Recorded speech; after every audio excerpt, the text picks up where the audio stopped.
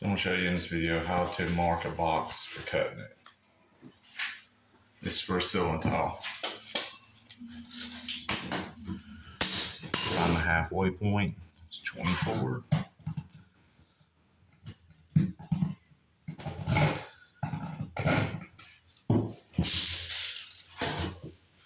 Find the halfway point, which is 12.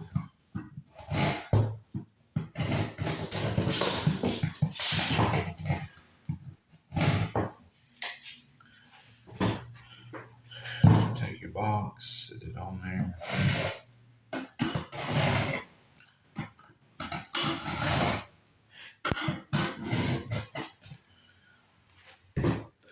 Then you cut that out.